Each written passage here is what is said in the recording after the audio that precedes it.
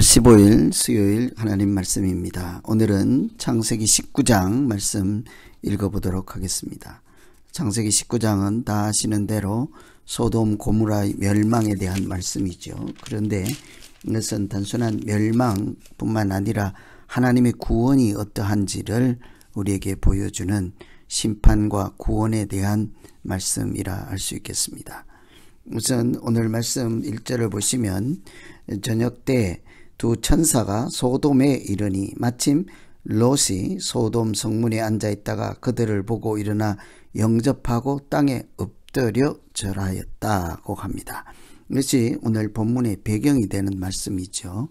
아브라함을 만났던 하나님의 사람, 하나님의 사자들이 아브라함에게 머물러 있다가 또 소돔에 대한 심판의 얘기를 예고해 주었었죠. 또 아들에 대한 약속도 새롭게 하였습니다. 그것은 내년 이맘때에 아들이 있을 것이라 하고 드디어 이삭에 대한 구체적인 계획이 이렇게 드러나는 그런 일이 있었습니다. 그 바로 다음 이어지는 내용이 그 사자들이 소돔에 이르렀다는 것입니다. 그런데 소돔에 살던 롯이 그들을 영접하고 엎드려 절하였다 하는 것은 롯이 하나님을 어떻게 대하는지에 대한 믿음, 마음, 삶의 태도가 반영된 표현이죠. 그들을 영접하였다. 흔히 영접이라고 하는 것은 동등한 사이를 이야기하는 것이 아니라 하나님을 영접하였다, 왕을 영접하였다 하는 표현에서 보듯이 이렇게 하나님에 대한 소돔의 마음이라 할 수 있겠죠. 그런데 그 소돔 지역에 살던 다른 사람들의 모습은 어떠하였을까요? 5절에 보시면 롯을 부르고 그에게 이르되 오늘 밤에 내게 온 사람들이 어디 있느냐? 이끌어내라. 우리가 그들을 상관하리라. 여기에서 그 지역에 살고 있던 소돔 지역 사람들이 하나님에 대해서 어떠한 마음으로 살고 있는지가 잘 나와 있지요. 그들을 이끌어내라, 상관하리라. 이 상관한다 하는 것은 그 당시에 동성애라고 표현할 수 있겠습니다. 성적인 관계를 가질 것이다 라고 직설적으로 표현하면 그렇게 되는 거죠. 앞에 롯은 하나님의 사람들을 영접하였다 하였고 그 소돔 지역 사람들은 이끌어내라. 우리가 그들을 상관하리라. 대조적인 장면을 보면서 살펴보아야 하겠습니다.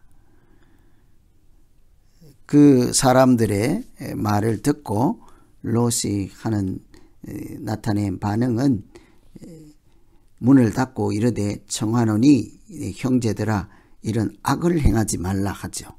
여기서 우리가 그들을 상관하리라 하는 것이 구체적 내용이 무엇이든지 간에 악한 행동이라는 것을 롯도 알고 있었습니다.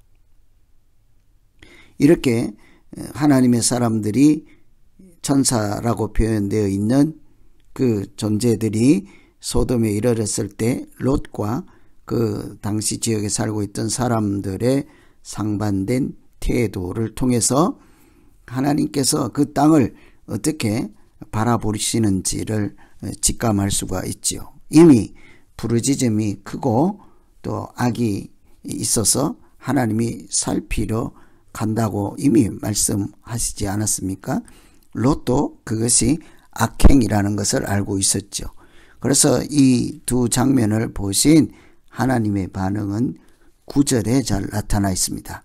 그들이 이르되, 그들은 여기서 하나님의 사자들인 거죠. 너는 물러나라. 롯 너는 물러나라. 이르되 이 자가 들어와서 거류하면서 우리의 법관이 되려 하는도다. 이것은 하나님의 반응이 아니라 그 사람들의 그 소돔 사람들의 표현이죠. 그들이 이르되 소돔 사람들이 너는 물러나라. 롯 너는 물러나라. 이르되 이자가 들어와서 구리하면서 우리의 법관이 되려 하는도다.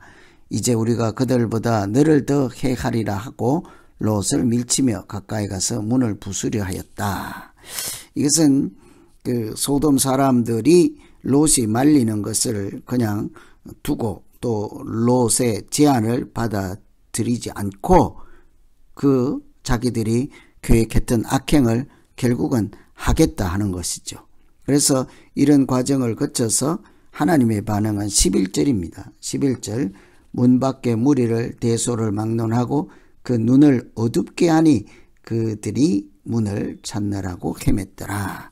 하나님은 그들의 문을 소돔 지역 사람들의 눈을 어둡게 하지 앞을 보지 못하게 했습니다. 롯은 끌어잡아 당겨서 안으로 들이고 밖에 있는 소돔 사람들은 눈을 보지 못하게 맹인이 되도록 한 거죠.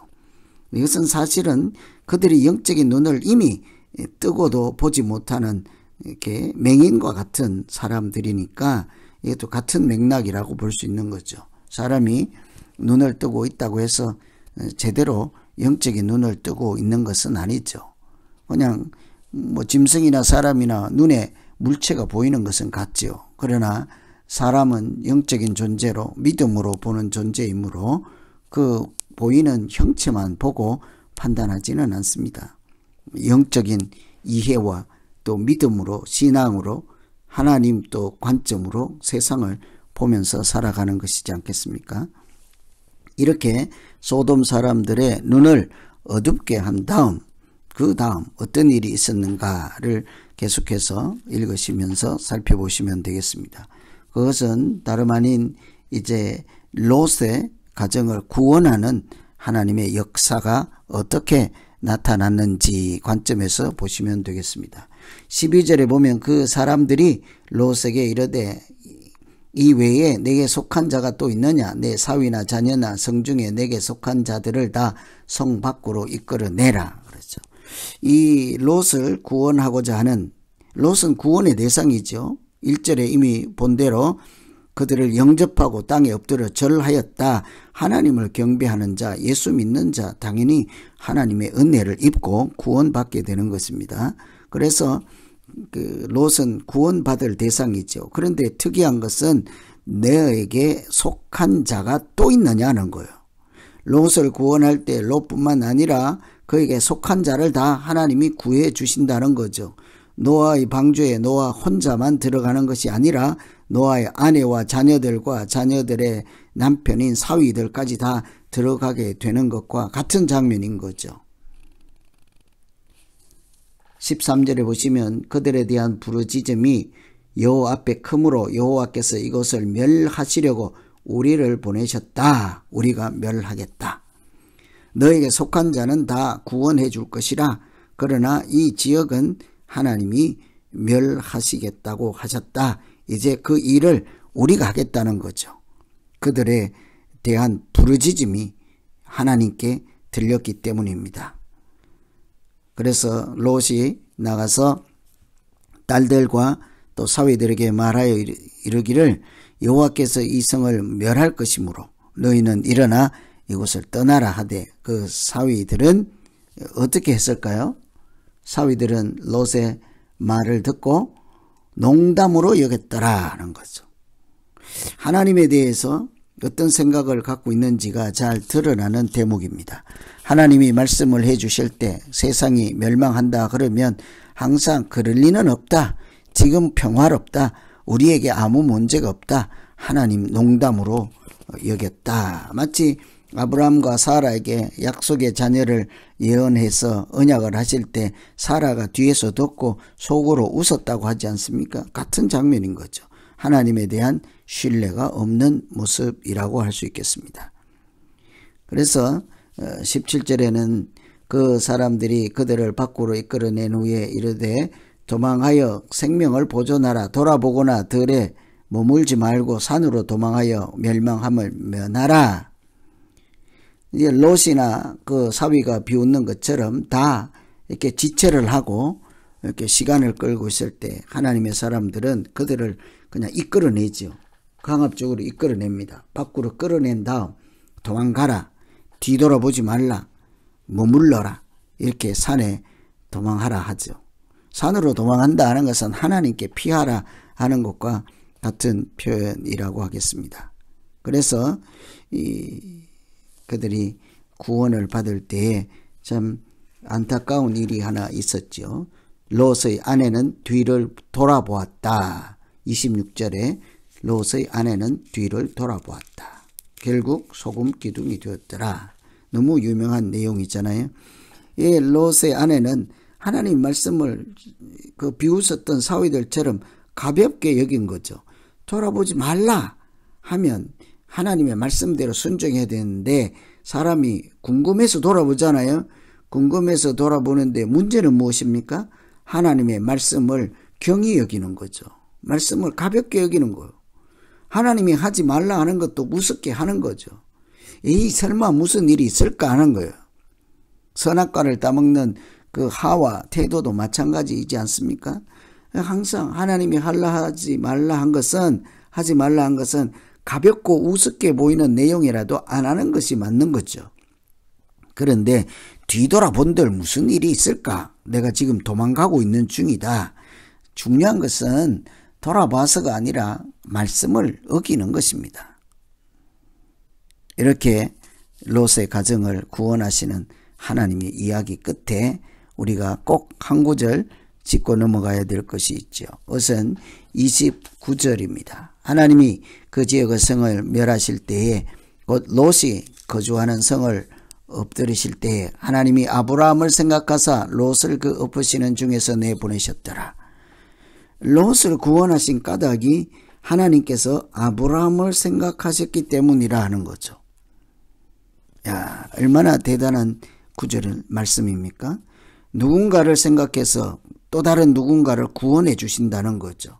아브라함을 생각해서 롯을 구원해 주신다. 아브라함과 하신 언약을 기억하셨을 것입니다.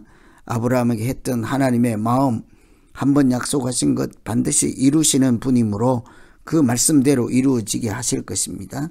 하나님께서 롯을 구원하기 위해서 아브라함을 생각한 것은 아브라함을 여전히 마음에 품고 기억하시고 그에게 약속하신 은혜를 복을 내리겠다 했던 말씀대로 이루게 하시는 것이죠. 그런데 우리가 한번 짚고 넘어가고 생각할 것은 아브라함 때문에 롯도 구원받을 수 있다는 거죠. 예수님 때문에 우리가 구원을 받을 수 있다는 거죠. 하나님이 누구를 우리의 구원의 통로로 사용하신다는 말씀입니다. 노아를 통해서 가족이 구원을 받았습니다. 아브라함을 통해서 그 후손들이 구원을 받습니다. 오늘 롯을 통해서 가정이 구원을 받습니다. 하나님은 우리를 구원하실 때 예수님을 통해서 십자가에 달리시는 그 고초를 통해서 우리를 구원하시는 구원의 은총 원리를 말씀해 주고 있는 것이죠. 그래서 오늘 19장의 말씀은 소돔 고모라가 왜 멸망하는지, 또 멸망하시는 중에도 하나님의 사람들에게는 오히려 멸망, 심판이 아니라 은혜와 구원이 주어진다는 사실을 우리가 동시에 두 가지를 다 살펴볼 수가 있어야 하겠습니다. 그리고 그 내용이 끝난 다음 30절부터는 끝까지 롯의 구원받은 다음 롯에게 어떤 일이 있었는가 하는 거죠. 이제 남자는 롯이 혼자입니다. 딸들이 구원을 받았습니다. 후손을 이어야 하죠. 그래서 그 딸들이 아버지와 동침하여서 그 후손을 이어가는 것인데 이것은 쾌락적인 차원이 아니라 하는 것을 알아야 되겠습니다. 단순한 남녀 관계가 아니라 자손을 어떻게 이었는지의 문제죠. 후손을 하나님께서 주시는 상급이지 않겠습니까? 그래서 결국은 그 아들과 그 두 딸들의 사이에서 아들을 낳아서 큰딸은 아들을 낳아서 이름을 뭐라고 하죠? 37절에 보시면 큰딸은 모압이라 하였으니 오늘날 모압의 조상이라 하고, 둘째 딸은 아들을 낳아서 베남미라 하고 그들은 오늘날 암몬의 조상이 되었더라. 그래서 모압과 암몬은 이스라엘의 동쪽에 있는 이방 나라입니다. 그런데 그들의 원줄기는 아브라함의 조카인 롯의 후손들이다 하는 것을 알 필요가 있겠죠. 소돔과 고모라를 멸할 때 하나님께서 아브라함을 생각해서 롯을 구원해 주시고 롯을 통해서 나온 자손들이 모압과 암몬인데요. 나중에 이들은 항상 이스라엘 자손들, 하나님 믿는 사람들을 이렇게 이방 나라 입장에서 괴롭히고 믿음 없이 살아가는 사람들의 표본이 되었던 것을 우리가 기억해 둘 필요가 있겠습니다. 그래서 오늘 이 19장 말씀은 소돔을 심판하실 때 왜 심판하셨는지, 어떻게 심판하시고 또 심판 중에 구원받은 사람은 누구인지, 그들은 왜 구원을 받게 되었는지, 이런 하나님의 심판과 구원의 양쪽 측면 다 관점에서, 두 가지 관점에서 살피시고 읽으시면 되겠습니다. 같이 기도하겠습니다. 하나님 아버지, 하나님께서 천사를 보내서 아브라함에게 미리 말씀하실 때에도 이미 의인이 10명이 있어도 구원해 주신다고 하였어. 그곳에 심판을 내린 것은 의인이 없다 하는 것을 알 수가 있습니다.